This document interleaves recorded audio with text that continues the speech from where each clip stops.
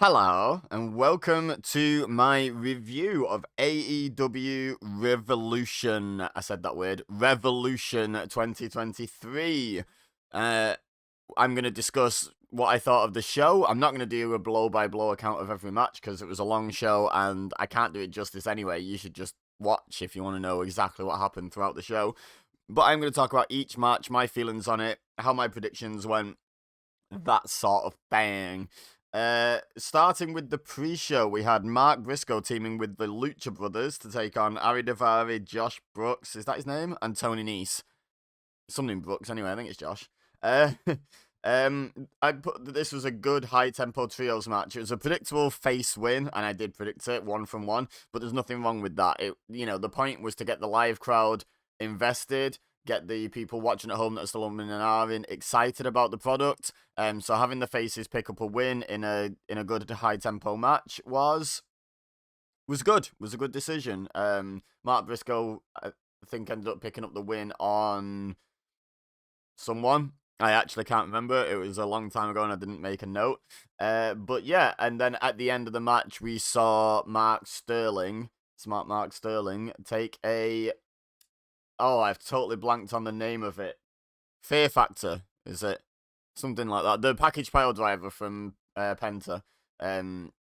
So that was a fun moment as well.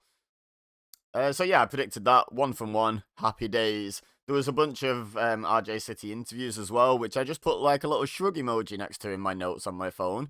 Because, like, I get what they're going for. It's a little bit of a different style of backstage interview, but I think sometimes they're good, and sometimes they would have benefited from a more conventional interview.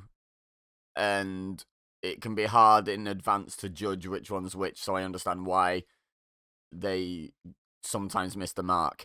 But yeah, overall, he seems a nice dude, a funny dude. It's just sometimes, I think, some of those interviews would have been better off performed by Renee. But some of them were perfect, done by RJ City, so, make it out what you will.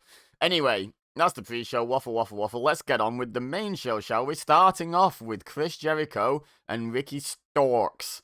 I thought that this was a good back and forth match. Again, I'm not going to go into, like, super loads of detail about, like, the general meat of the matches. So I'm going to skip ahead to the point where Sammy Guevara came out. Is he not part of the Jericho Appreciation Society? I thought he was. But he came out, no explanation. But he was intercepted by someone or other. I forgot his name. I'm not familiar with this guy that's affiliated loosely with Ricky Starks. But he intercepted the interference. This did distract the referee because Starks had Jericho in a half Boston Crab, a single leg crab.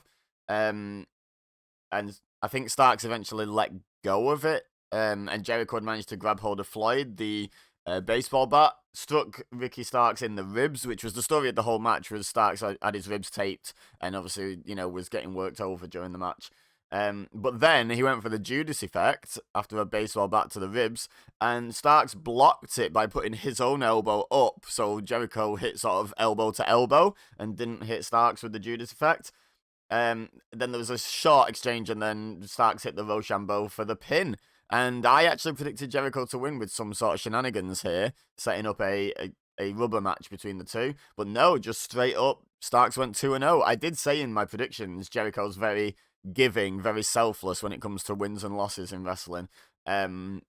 Especially at this stage in his career, so I wouldn't be surprised if I was wrong, and I wouldn't be upset if I was wrong. And I'm not surprised nor upset, but I am wrong. So I went 1-2 at this point. But this was a good match. Like a good opener. Have, again, for the main audience, everyone's in the building now, not just the super enthusiastic people that are there for the whole pre-show. And the audience watching on pay-per-view. It's a good opener to have the babyface pick up the win. Jericho can eat losses all day. Nothing bad is going to affect him in his legacy. They were talking on commentary about the fact that he had lost the last 3 singles matches in a row. Or or something. He'd either lost 2 and this would be his 3rd, or he'd already lost 3. And that was unheard of for Jericho and hadn't happened in like 6 years or something, basically since he left WWE, I think. So, yeah, maybe they're doing some sort of like crisis of confidence story with Jericho and it's just getting started. We'll have to wait and see. Anyway, next match was Christian Cage versus Jungle Boy Jack Perry. And we finally found out, I think on the pre-show, that a final burial match is basically just a casket match, but then they have to bury the casket. They have to lock the casket and bury it. But then when it was introduced by Justin Roberts, there was no talk of burying it. It was just a casket match, basically. This was a wild brawl, as one might expect. They brawled through the crowd, then basically Christian was trying to get away from Jungle Boy at first. Then they brawled up the ramp. Christian got the upper hand and found 2 chairs in the casket. Obviously, the story was Christian had placed them there.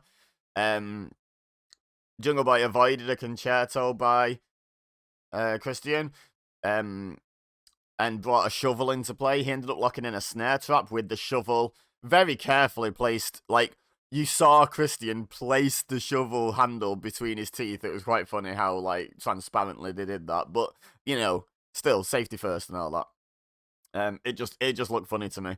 But he put the snare trap on with the shovel in Christian's mouth between his teeth. And then he hit Christian with a concerto of his own. Then he put Christian in the casket and then just sort of sat there. And there was this weird delay where the commentary team were trying to sell it as, like, a bit of a dilemma for Jungle Boy because this is, you know, his mentor for so long before Christian turned on him. But it just came across weird, honestly. And the live audience without commentary must have been like, why aren't you just shutting the lid? He was just sat there sort of looking at him. And then he did shut the lid. And then the casket, like, immediately just sort of disappeared into the stage. And then there was a bit of smoke. And yeah, it was just a weird ending. Jungle Boy winning was the correct decision, don't get me wrong. It just came across a bit weird, if you get me. If you get me, let me know in the comments. But yeah, I just found the ending of that match very strange. Anyway, they went... sorry, I went 2 from 3 on predictions. I predicted Jungle Boy to win that. I said there was a chance Christian pulled some sort of shenanigans, but as the match got going and I heard how commentary had been talking about what had been going on over the recent weeks and months, I realised I was right to predict Jungle Boy because this was clearly, like, the end of this chapter, this rivalry. So, yeah, obviously Jungle Boy is going to win in the end. Up next was one hell of a trios match for the trios championships. House of Black challenging the Elite. This was, as I put in my notes, a really fun, wild trios match. Yeah, just go back and watch this show. I would say the weak point so far was Christian Cage Jungle Boy, and that was fun in its own way. This was the strongest match of the show so far. In fact, I did a poll on Twitter that I'm going to try and have a quick gander at for what was the best match of the night. At the end. Okay, interesting. This didn't end up winning. But all night, so because on Twitter polls you can only have 4 options. After the next match, I did a poll, what was the best match so far? And this one won. And then after the next 3 matches, because I wanted to still include this one, I was like, okay, now what's the best match of the night so far? And it was still this one before the main event. So only the main event actually got over it on my Twitter polls. Links in the description, by the way, if you want to follow along as I live tweet these pay-per-view events and premium live events and what have you. Anyway, I'm getting off the beaten track here. Yeah, this was match of the night up until the main event. Julia Hart ate a V-trigger, and she ate it. Like, she took that like a champ and sold it beautifully. And then the finish was lots of fun. I'm seeing a lot of people giving Buddy Matthews credit, and don't get me wrong, I love Buddy Matthews. I think he's a great wrestler. But the credit has to go primarily to Nick Jackson for this, right? I mean, Buddy got the timing right, which was important.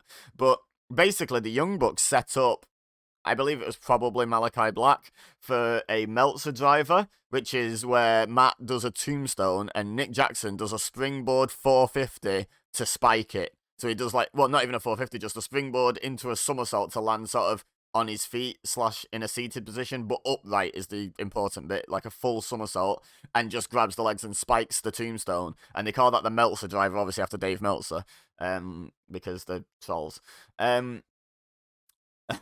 But as Nick came in with the springboard somersault, Buddy Matthews caught him with a knee under the chin, and it just looked great. It was reminiscent in terms of maybe a bit easier, honestly, but in terms of level of competent timing, it was like when Evan Bourne tried to hit a shooting star press on Randy Orton and he reversed it into an RKO.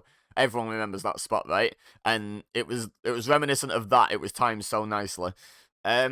Anyway, then I think it was Matt ate the Dante's Inferno and the pin. And the House of Black picked up the win and the Trios Championships, as I predicted. 3 from 4, baby. Damn it, Jericho letting me down, as usual.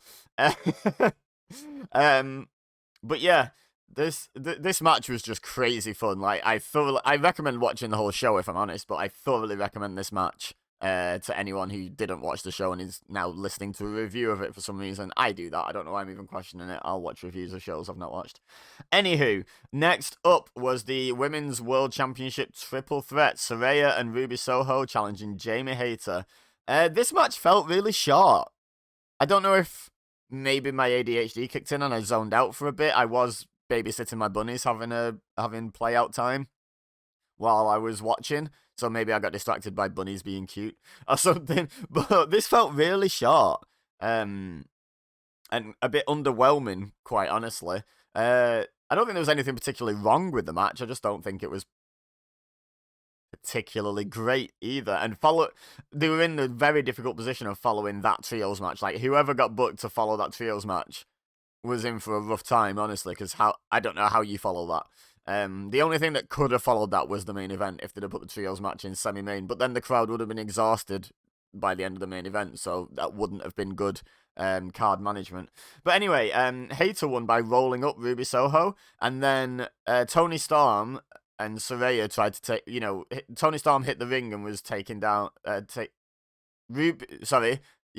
Storm, who's Saraya's friend in storyline, hit the ring and took out Jamie Hayter for picking up the win. Then Britt Baker tried to make the save, and Storm and Saraya took both of them down. And Ruby Soho just kind of watched on, and she was clearly conflicted because she'd just lost to Hayter, so she was a bit frustrated. But she knew what the right thing was, and she cleared the ring of Tony Storm.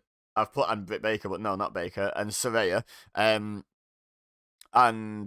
then turned on Hayter and Baker and sided with Saraya and Storm, so we got like the double swerve.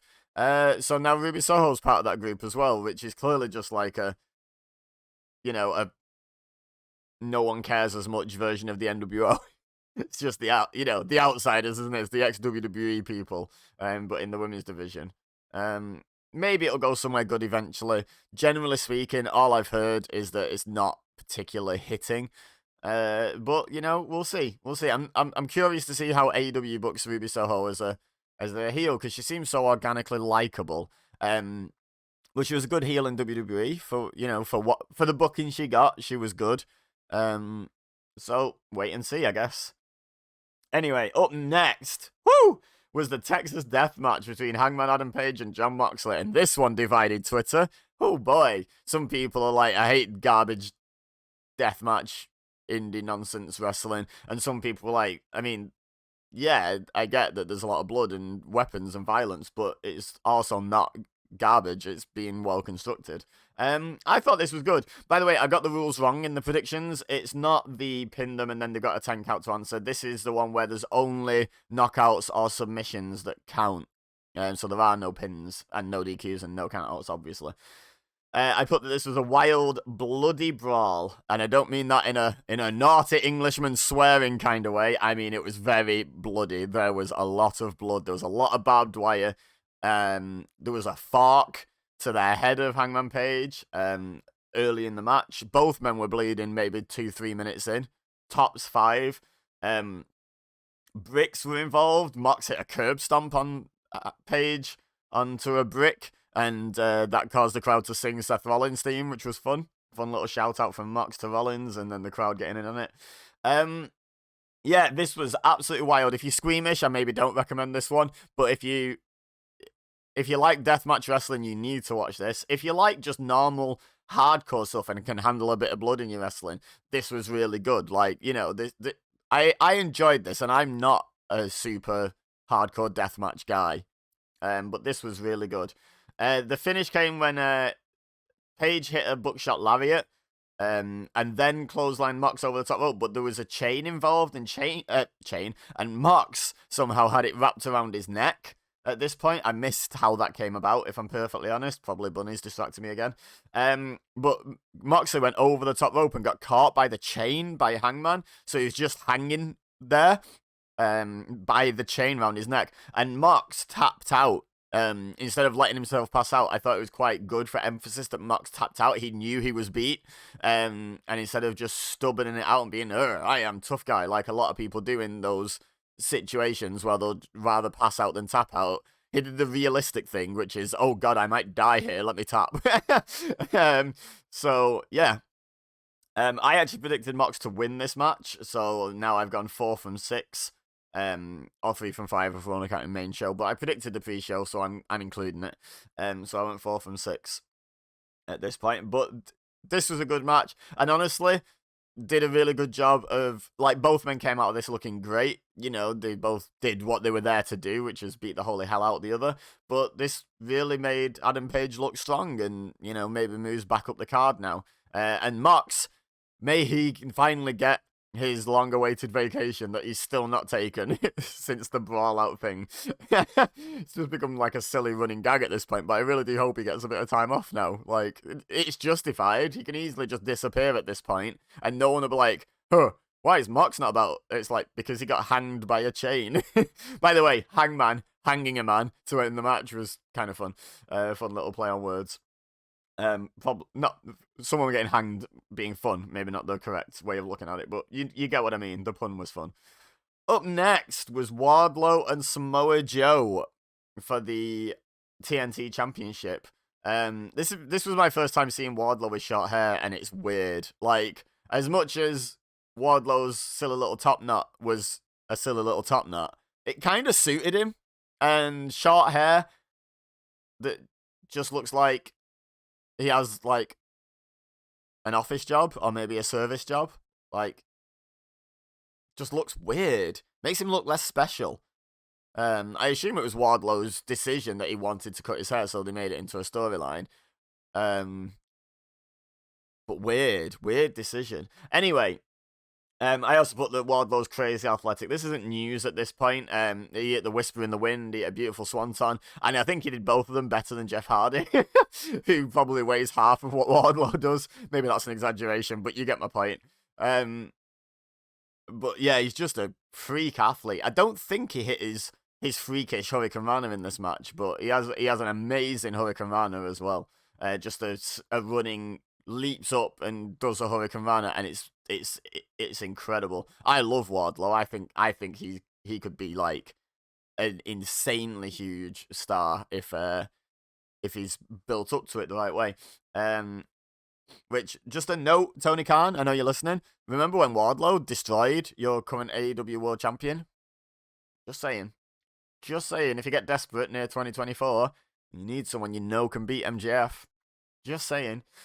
Anywho, so Joe, towards the end of this match, signaled for the Powerbomb Symphony and went for it, but Wardlow, like, went up with ease, by the way, into the Powerbomb, probably due to, again, his athleticism, because you don't deadlift someone Wardlow size into a Powerbomb, like, they have to assist, and he went up, like he weighed nothing, but then he went, like, over Joe, like, and landed on his feet. It's hard to sort of explain it, but he landed on his feet behind Joe and then applied a rear naked choke, like the Coquina Clutch, but I won't call it a Coquina Clutch because it didn't look quite as good, did it?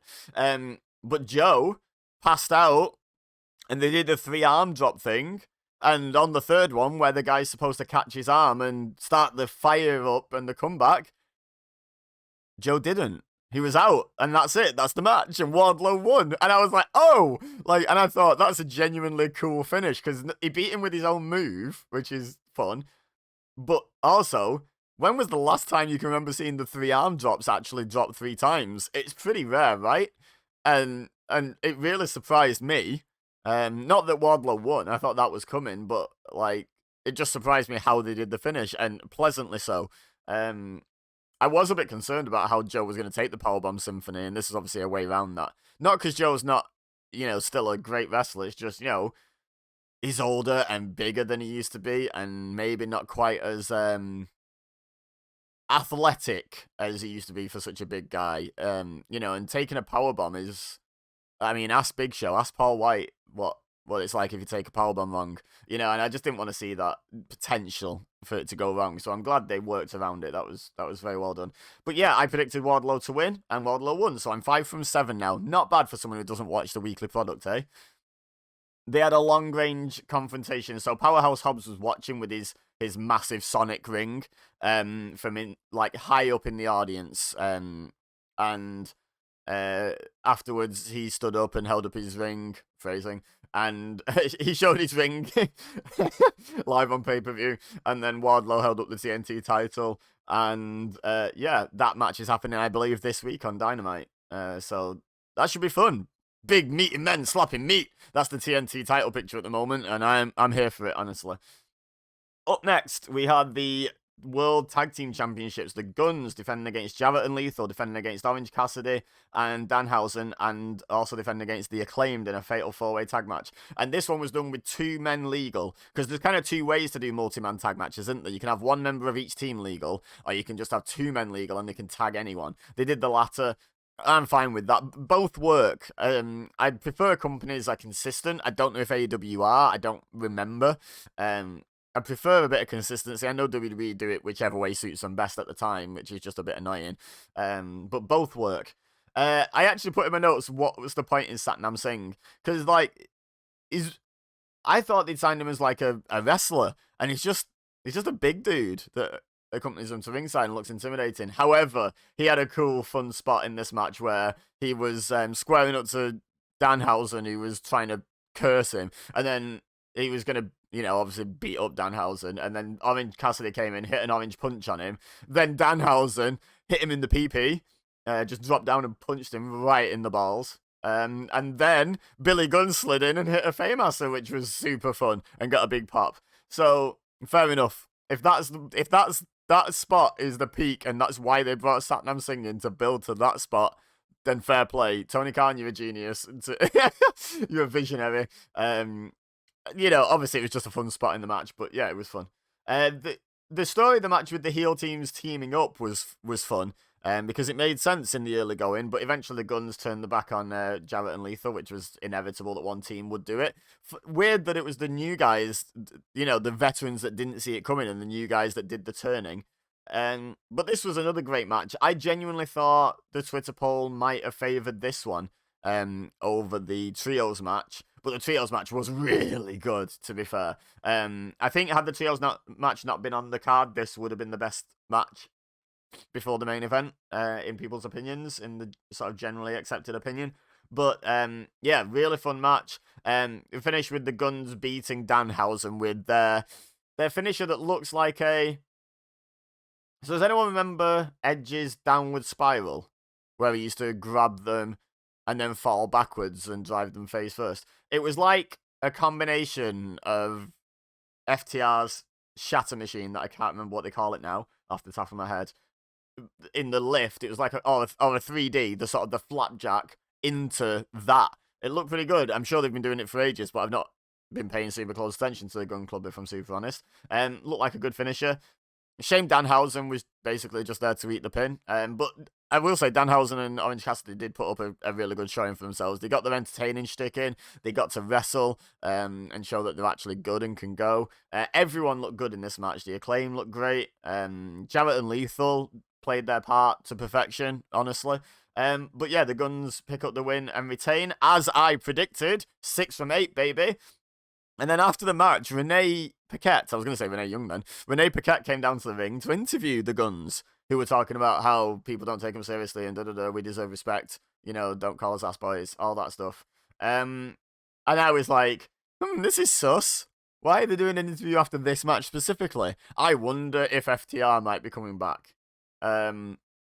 Which I think, I'm pretty sure this wasn't a fever dream. I called in my predictions video. So do I get a bonus point there? Do I get to go 7 from 9? because I called it. Like, let me know in the comments if you think I deserve a prediction point for that, because I called it. But yeah, FTR returned and beat up the Guns and then held up the titles, and then yeah, obviously setting up a future rematch between the two. I hope that does lead to an FTR proper world title run, because they deserve it. Their first one was quite underwhelming. Yeah, time will tell, eh? On to the main event. Oh boy, this was an hour-long Iron Man match. If you expected me to like cover much that happened in it, I'm not going to. I'm going to cover... Like, my notes for this are literally 6 lines long on my notes app on my phone. Like, it's short. For the record, so was the tag match. So it's going to be about that long. So I put that this was an absolute epic, because it really was. This was really good. This is one of the best Iron Man matches I can remember watching. If it wouldn't take so much of my time up to rewatch them all, I'd love to rank all the Iron Man matches that have happened in, like, WWE. And I think this is the first one in AEW, but like in major promotions, so mainly WWE. I don't remember any in WCW, but maybe there was one at some point. I don't know, let me know in the comments. So Danielson went 1-0 up, but then MJF hit him with a low blow to go 2-0 down, but then rolled him up for 2-1, and then just pinned him again. And Danielson stayed down for a 6 count, and it was 2-all. So MJF showing his dastardly, but smart and conniving heel ways. The match ended at 3-all with Bryan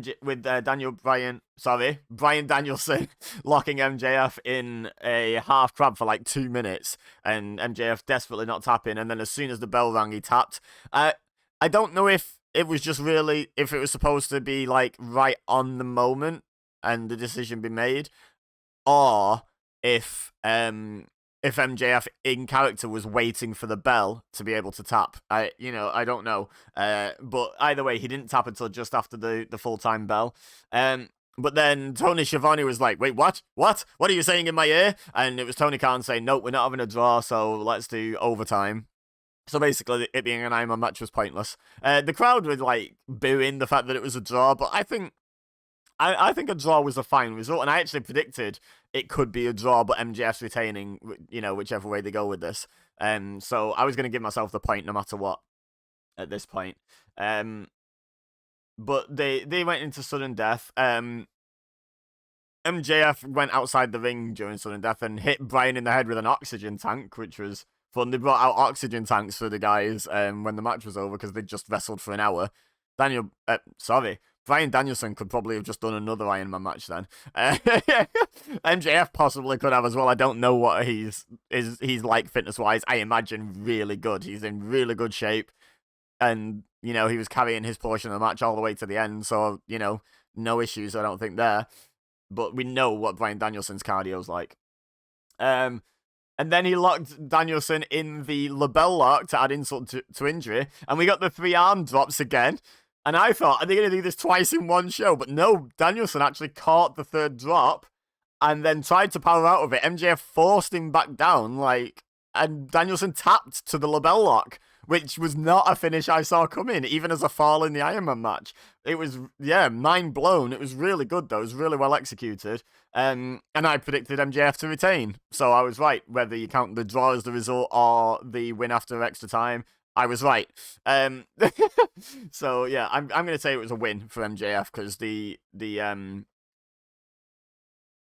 sudden death was part of the match once it was added to it, I guess. So that's me, 7 from 9 or 8 from 10 if you allow me the FTR return as a prediction. So I did pretty well for someone who doesn't watch the product, around about 80% prediction rate. I did notice during that match, and I wanted to talk about this very quickly, MJF was calling himself the best in the world an awful lot. And even some of the people on Twitter picked up on it and being like, are they actually just going to bring Punk back here? Because, that's Punk's thing. But I think it's just MJF trolling us, to be honest. Doing MJF things. But this was a great show overall. Let me know in the comments what you thought of it, what you agreed with and disagreed with from the from my review. If there was anything that I said that you were like, outrageous, that's a ridiculous opinion, then feel free to let me know in the comments. But likewise, if I said anything you're like, that's a good point, I hadn't thought of that, let me know in the comments. It'd be greatly appreciated. Leave a like, subscribe, all that good stuff. But I've kept you for long enough now. This was it wasn't actually that long a show, but it was, it was a long enough show. It was not as long as I thought it was going to be perfectly honest. Tightly sex tape, that's what she said. But it was a good, really, really good show. I do thoroughly recommend it to anyone who hasn't watched. I don't think knowing the results will ruin the show, particularly. I think there was some really good matches. There's a lot of really fun spots and moments in matches that I just didn't cover here because we've already gone over half an hour. So, yeah, do give it a watch. But for now, all I have left to say is thank you very much for watching. As always, I've been EBEZA, you've been amazing, and I'll see you next time.